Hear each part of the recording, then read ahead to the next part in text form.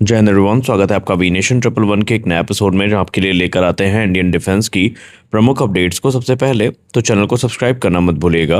भारत अपने सबसे घातक और सबसे बड़े फाइटर फ्लीट में से एक को इतना मॉडर्न बनाने की तैयारी कर रहा है कि वो आने वाले दशकों में भी दुश्मन के एडवांस फाइटर के सामने SU-30 MKI मजबूती से खड़ा रह सके।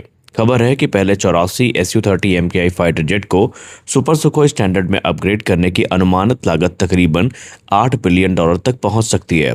यानी भारतीय रुपए में यह रकम लगभग 65,000 करोड़ रुपए के आसपास या उससे ज़्यादा बैठ सकती है। लेकिन कहानी सिर्फ 84 विमानों की नहीं है, क्योंकि इसके बाद तकरीबन 120 अतिरिक्त SU-30 MKI को इसी स्टैंडर्ड पर अपग्रेड करने की योजना पर विचार किया जा रहा है, जिसकी अनुमानित लागत तकरीबन $11 बिलियन बताई जा रही है।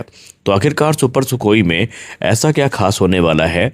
क्या सुपर सुखोई या सुखोई 30 MKI को एक तरीके से नया फाइटर बना दिया जाएगा? और सबसे महत्वपूर्ण सवाल कि क्या यह अपग्रेड भारतीय वायुसेना की कॉम्बैट कैपेबिलिटी को अगले कई दशक तक बदल सकता है? आज के इस वीडियो में हम इसी पूरे सुपर सुखोई अपग्रेड प्रोग्राम को आसान भाषा में समझेंगे। पहले हम समझते हैं कि सुपर सुखोई है क्या। Super Sukhoi basically Sukhoi 30 MKI का ही एक अपग्रेड है। सुखोई 30 MKI भारतीय वायुसेना का एक heavy multi role fighter aircraft है और लंबे समय से इंडियन एयरफोर्स के सबसे महत्वपूर्ण कॉम्बैट एयरक्राफ्ट्स में से शामिल है। लेकिन फाइटर एयरक्राफ्ट की दुनिया में सिर्फ एयरफ्रेम का पुराना या नया होना मायने नहीं रखता। असली ताकत है radar, avionics, electronic warfare, mission computer और वेपन्स। और इसीलिए भारत अपने SU-30 MKI फ्लीट को बड़े स्तर पर अपग्रेड करने की योजना बना रहा है। इस अपग्रेड के बाद एयरक्राफ्ट को ज़्यादा modern radar, advance electronic warfare system, नए मिशन कंप्यूटर, अपग्रेडेड कॉकपिट और नए जनरेशन के भारतीय वेपन से लैस किया जाएगा। और यही पूरा package broadly super Sukhoi upgrade के नाम से जाना जाता है। तो अब 84 जेट और $8 बिलियन कॉस्ट कहाँ से आई? जी हाँ, पहले फेज में 84 SU-30 MKI को अपग्रेड करना यहाँ पर निश्चित किया गया है। ऑलरेडी इसकी मंजूरी मिल चुकी है और इन 84 विमान के अपग्रेड की कॉस्ट पहले सार्वजनिक तौर पर तकरीबन 60,000 से 65,000 करोड़ रुपए के बीच बताई जा रही थी। लेकिन अब कुछ सोर्सेस करीब $8 बिलियन के एस्टिमेट की बात कर रहे हैं। ध्यान देने वाली बात यह है कि ये अभी ऑफिशियली कंफर्म फाइनल प्राइस नहीं है, इसीलिए इसे प्रिलिमिनरी एस्टिमेट की तरह देखना चाहिए। अगर $8 बिलियन की एस्टिमेट सही साबित होती है तो एवरेज कैलकुलेशन के हिसाब से एक एयरक्राफ्ट पर तकरीबन $95 मिलियन खर्च होंगे, जो कि एक बहुत बड़ी रकम है। लेकिन यहाँ एक बात समझनी ज़रूरी है कि यह सिर्फ किसी एयरक्राफ्ट में रेडार लगाने का खर्च नहीं है। इसके अंदर development, testing, integration, mission system, electronic warfare, weapons integration और दूसरे कंपोनेंट्स भी शामिल है। इसीलिए इसकी तुलना किसी नए फाइटर की फ्लाई अवे प्राइस से करना सही नहीं होगा। अब विरूपाक्ष एसा रेडार की बात करें तो इस पूरे अपग्रेड के सबसे महत्वपूर्ण हिस्से में आता है विरूपाक्ष एसा रेडार। सुपर सुखोई का सबसे बड़ा टेक्नोलॉजिकल अपग्रेड यही रेडार साबित हो सकता है। विरूपाक्ष एक इंडिजिनस गैलियम नाइट्राइड बेस्ड ईसा रेडार है, जिसे DRDO की LRDE लेबोरेटरी से जोड़ा जाता है, यानी active electronically scan array radar, जिसको हम एसा के नाम से जानते हैं। यह ट्रेडिशनली मैकेनिकली स्कैन रेडार की तुलना में ज़्यादा मॉडर्न टेक्नोलॉजी है। इसमें रेडार बीम को इलेक्ट्रॉनिकली स्टीयर किया जाता है, जिससे एयरक्राफ्ट को मल्टीपल टारगेट्स को डिटेक्ट और ट्रैक करने में ज़्यादा फ्लेक्सिबिलिटी मिलती है। रिपोर्ट्स के मुताबिक विरूपाक्ष रेडार में लगभग 2600 TR मॉड्यूल्स होने की बात सामने आई है, यानी ट्रांसमिट और रिसीवर मॉड्यूल्स। अगर इस कैपेबिलिटी को अपने फाइनल कॉन्फ़िगरेशन में सफलतापूर्वक इंटीग्रेट कर लिया जाता है तो सुखोई 30 MKI की सिचुएशनल अवेयरनेस और लॉन्ग रेंज इंगेजमेंट कैपेबिलिटी में बड़ा बदलाव सामने आ सकता है। और सबसे बड़ी बात कि यह टेक्नोलॉजी भारत के इंडिजिनस डिफेंस इकोसिस्टम को मजबूत करेगी। सिर्फ यहाँ पर रेडार नहीं बल्कि पूरा सिस्टम ही अपग्रेड किया जाएगा। लेकिन यहाँ पर सुखोई सुपर सुखोई का मतलब सिर्फ रेडार से नहीं है। एयरक्राफ्ट के अंदर कई महत्वपूर्ण सिस्टम को भी अपग्रेड किया जाना है। सबसे पहले आता है मिशन कंप्यूटर। एक मॉडर्न फाइटर में मिशन कंप्यूटर एयरक्राफ्ट के सेंसर, वेपन्स और दूसरे सिस्टम के बीच में कोऑर्डिनेशन में महत्वपूर्ण भूमिका निभाता है। इसके अलावा कॉकपिट और एवियोनिक्स में ज़्यादा मॉडर्न यहाँ पर चीज़ें की जाएंगी, ताकि इलेक्ट्रॉनिक वॉरफेयर स्वीट जो है इसको भी अपग्रेड किया जाएगा और एयरक्राफ्ट दुश्मन के रेडार और इलेक्ट्रॉनिक थ्रेट से बच सके, इसकी जिम्मेदारी इसी के ऊपर होगी और वो उसको बेहतर तरीके से डिटेक्ट, आइडेंटिफाई और काउंटर भी कर सके। यानी एयरक्राफ्ट की ताकत सिर्फ ऑफेंसिव नहीं होगी बल्कि सर्वाइबिलिटी भी बढ़ेगी और यही मॉडर्न एरियल वॉरफेयर में बेहद महत्वपूर्ण है। अब आते हैं वेपन इंटीग्रेशन पर। सुपर सुखोई में भारतीय वेपन्स को ज़्यादा प्राथमिकता दी जाएगी।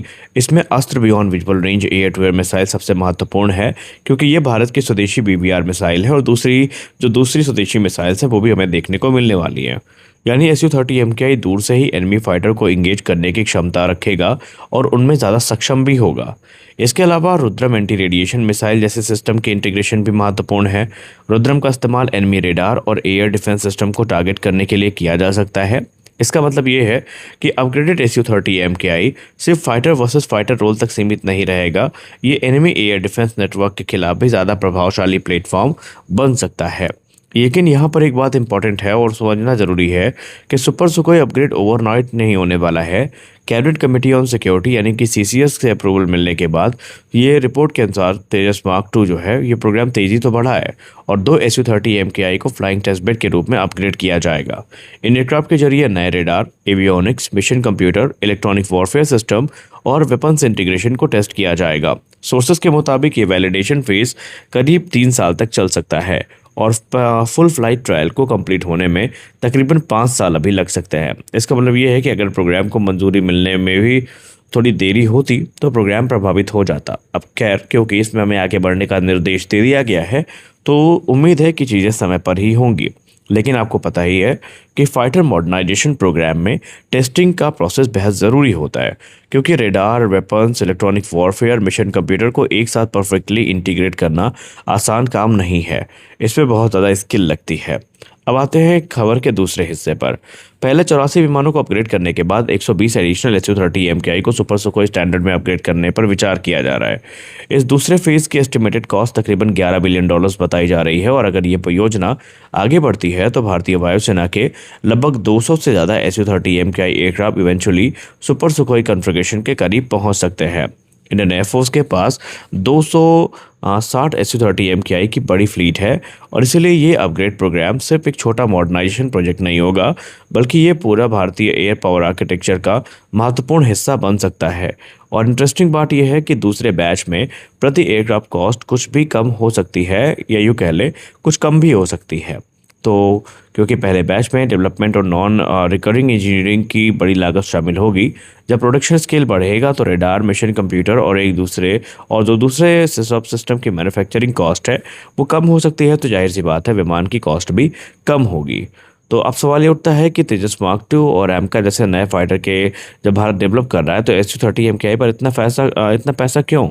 देखिए, Su-30 MKI एक हैवी फाइटर है और इसमें बड़ा एयरफ्रेम, लंबी range, high payload carrying capacity देखने को मिलती है और ब्रह्मोस को कैरी करने वाला ये इकलौता प्लेटफॉर्म है। इसका रोल अलग होगा। दरअसल आपको बता दें कि जब भारत अपना 6th generation fighter aircraft deploy करेगा तब जाकर के Su-30 MKI सर्विस से बाहर होंगे। तो कुल मिलाकर देखें तो सुपर सुखोई प्रोग्राम भारत के Su-30 MKI फ्लीट को सिर्फ थोड़ा मॉडर्न बनाने की योजना नहीं है, ये एक मेजर डीप मॉडर्नाइजेशन प्रोग्राम है और पहले फेज में 84 जेट्स और बाद में तकरीबन 120 जेट्स को अपग्रेड किया जाएगा। अब इस प्रोग्राम को लेकर क्या सोचते हैं हमें ज़रूर बताएं। मिलते हैं अगले वीडियो में, तब तक के लिए जय हिंद।